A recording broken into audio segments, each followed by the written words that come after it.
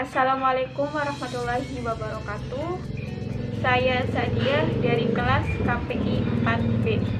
Di sini saya akan sedikit menjelaskan tentang beberapa arus atau aliran komunikasi dalam organisasi. Baiklah, langsung saja. Yang pertama ada downward communication atau komunikasi ke bawah. Menurut Bapak Tommy Suprapto, pada tahun 2009 mengatakan bahwa komunikasi ke bawah berarti informasi yang terjadi dari yang berotoritas lebih tinggi kepada mereka yang berotoritas lebih rendah. Dengan kata lain, downward communication adalah informasi dari atasan kepada para bawahannya. Adapun fungsi downward communication yaitu yang pertama adalah job instruction, yaitu pemberitahuan atau penyampaian informasi dari atasan kepada para bawahannya. Dan yang kedua adalah job rasional, yaitu pemimpin menjelaskan kenapa atau bagaimana tugas ini harus dilaksanakan. Dan yang ketiga adalah procedures and practices, yaitu penyampaian informasi mengenai peraturan-peraturan pekerjaan. Dan yang terakhir adalah pemberian motivasi dari atasan kepada para bawahannya untuk lebih giat dan semangat lagi dalam menjalankan setiap tugas-tugasnya. Adapun jenis informasi yang menggunakan downward communication antara lain informasi mengenai bagaimana melakukan pekerjaan, juga informasi mengenai dasar pemikiran untuk melakukan pekerjaan, kemudian informasi kebijakan atau praktik organisasi, dan juga informasi mengenai kinerja para pegawainya, dan yang terakhir adalah informasi untuk mengembangkan rasa memiliki tugas kepada para karyawannya. Yang kedua adalah upward communication atau komunikasi ke atas.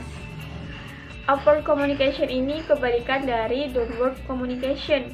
Karena pada upward communication, informasi yang terjadi dari yang berotoritas lebih rendah kepada yang berotoritas lebih tinggi, atau informasi dari karyawan kepada para atasannya.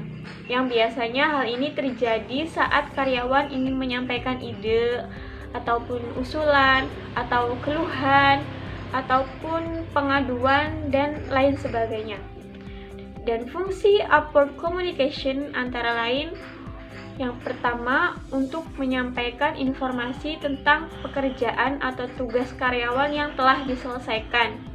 Yang kedua adalah untuk menyampaikan informasi tentang keluhan atau kendala dari pekerjaan karyawan yang tidak dapat diselesaikan. Yang ketiga adalah penyampaian saran-saran perbaikan kepada atasannya.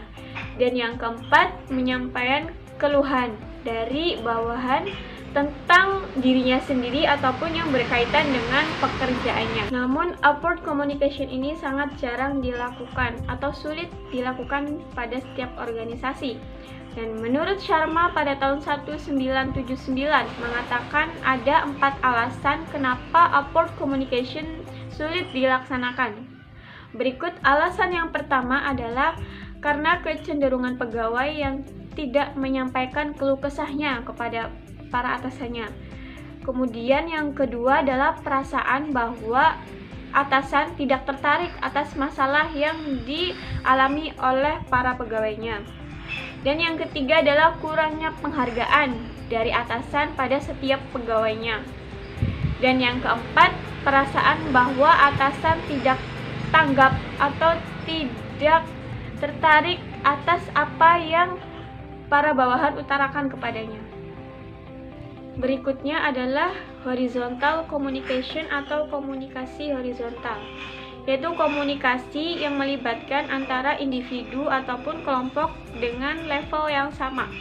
Contoh komunikasi ini misalkan diskusi antar para staf, juga diskusi antar para manajer, ataupun diskusi direktur dengan para koleganya. Konteks dari komunikasi ini adalah koordinasi, jadi mereka saling bertukar informasi. Ada 3 kategori dalam horizontal communication, yaitu yang pertama adalah pemecahan masalah antar departemen. Kemudian yang kedua, koordinasi antar departemen. Nah, komunikasi ini terjadi ketika beberapa departemen memiliki proyek yang sama atau saling terkait dalam penugasannya.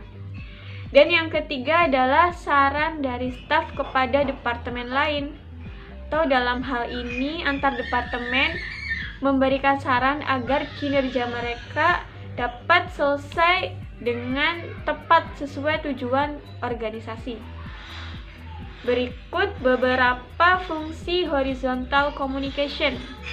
Yang pertama itu untuk memperbaiki koordinasi tugas, kemudian untuk upaya mencegah adanya masalah yang timbul, kemudian saling berbagi informasi, dan juga untuk mencegah timbulnya konflik.